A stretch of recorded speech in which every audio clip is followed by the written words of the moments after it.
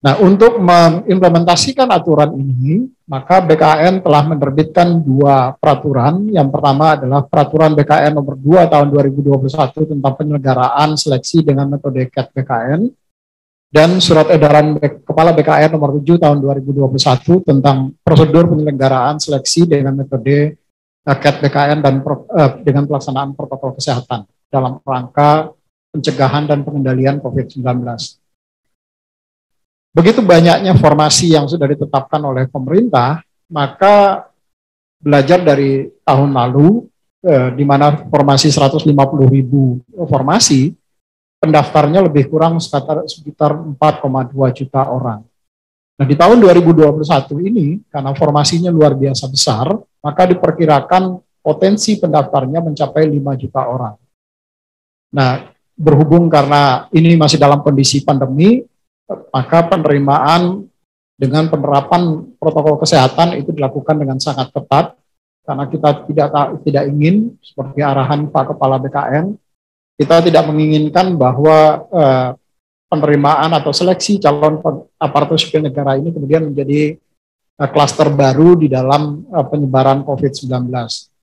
Untuk itu, kalau dalam kondisi normal, penerimaan seleksi ini bisa dilakukan di 5 sesi per hari, maka selama pandemi ini kita akan melaksanakannya hanya menjadi 3 sesi di titik lokasi yang sudah diatur sedemikian rupa, sehingga mengurangi potensi penyebaran dari COVID itu sendiri.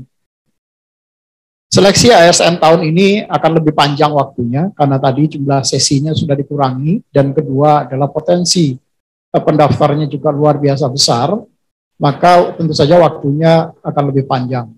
Nah, ini yang kami tadi pagi berkoordinasi dengan seluruh instansi untuk memerlukan koordinasi yang lebih erat lagi, kerjasama dan sinergi, serta tentu saja perlu stamina yang lebih baik bagi Panselnas maupun panitia instansi.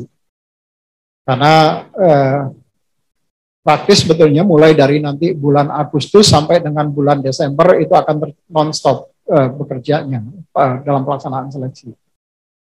Nah, panitia seleksi instansi perlu secara khusus untuk memperhatikan beberapa hal, terutama tentu saja yang selama ini ada persoalan terkait dengan seleksi administrasi. Ini juga tadi sudah diingatkan oleh Pak Kepala dan Pak Deputi Mutasi, bagaimana pentingnya seleksi administrasi ini, sehingga pada saat kita melakukan seleksi, teman-teman di instansi melakukan seleksi administrasi, itu betul-betul sesuai dengan peraturan perundang-undangan yang berlaku. Misalnya terkait dengan usia, terkait dengan persyaratan kualifikasi pendidikan, jabatan, dan segala macam.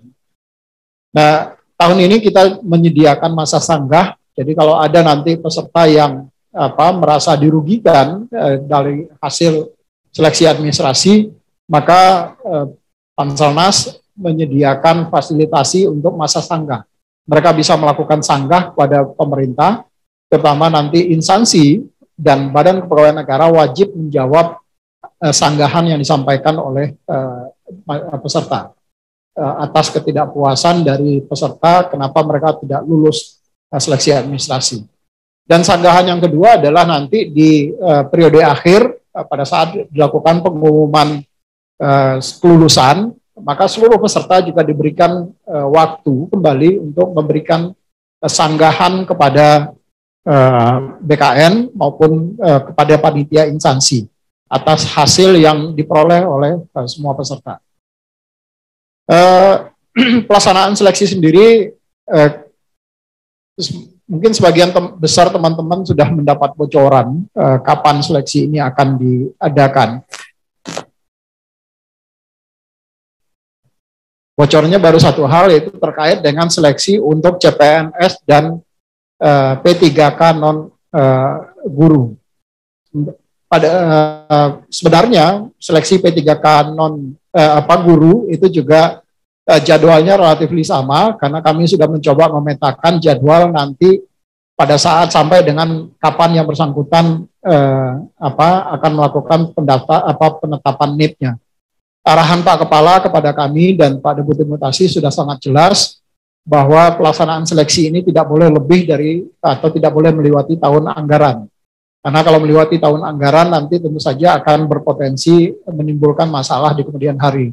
Termasuk juga terkait dengan pertanggungjawaban dari sisi keuangan negaranya maupun di sisi teman-teman di instansi daerah terkait keuangan APBD-nya.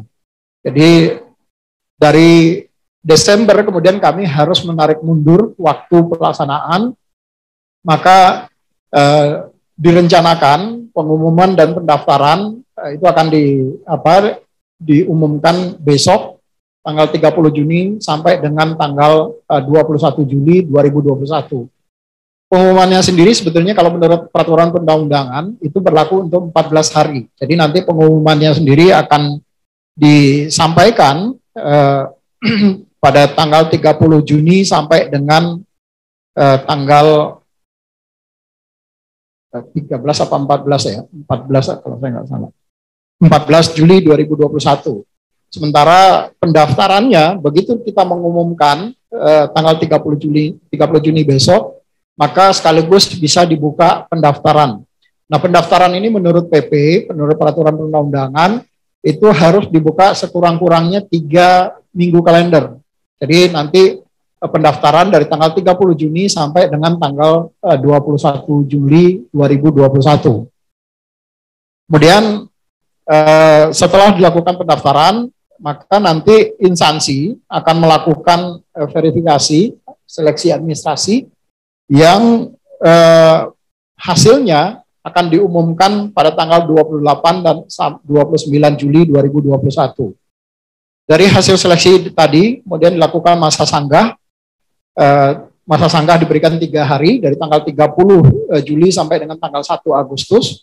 Dan kemudian instansi ataupun kalau sanggahan itu disampaikan kepada Badan Pegawai Negara, maka instansi dan BKN wajib menjawab sanggah itu selama 7 hari sejak batas akhir waktu sanggah.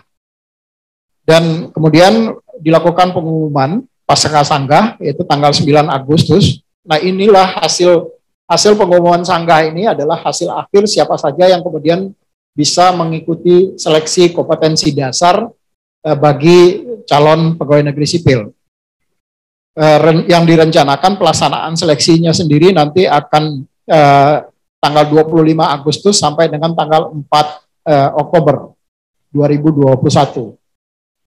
Nah, dapat juga kami informasikan kepada teman-teman wartawan dan media bahwa pengumuman pendaftaran tadi itu juga tidak hanya berlaku untuk calon pegawai negeri sipil maupun calon pegawai P3K non guru, tetapi juga berlaku untuk calon pegawai P3K guru. Jadi pendaftaran akan dilakukan secara serentak untuk 3 jenis kualifikasi peserta, baik itu CPNS, calon aparatur sipil negara CP3K guru maupun CP3K non guru. Pendaftarannya dilakukan sama. Jadi pada tanggal 30 Juni sampai dengan tanggal 21 Juli 2021. Jadi tidak ada pembedaan pendaftaran antara dari 3 jenis tadi. Sementara yang membedakan nanti itu adalah dari sisi seleksi. Jadi seleksinya itu verifikasi administrasi itu berbeda, karena verifikasi administrasi itu akan dilakukan khusus untuk P3K guru, itu akan dilakukan oleh teman-teman di Kementerian Dikbud, karena nanti akan dicocokkan dengan data yang ada tercatat di dalam data Dapodik. Sementara pelaksanaan seleksinya nanti itu akan dilaksanakan oleh teman-teman melalui sistem CAT-nya UNBK. Jadi pelaksanaannya sendiri akan dilakukan secara 3 tahap, yaitu nanti tahap pertama itu di sekitar bulan Agustus, tahap kedua di sekitar bulan September atau Oktober, kemudian di tahap ketiga di bulan Desember.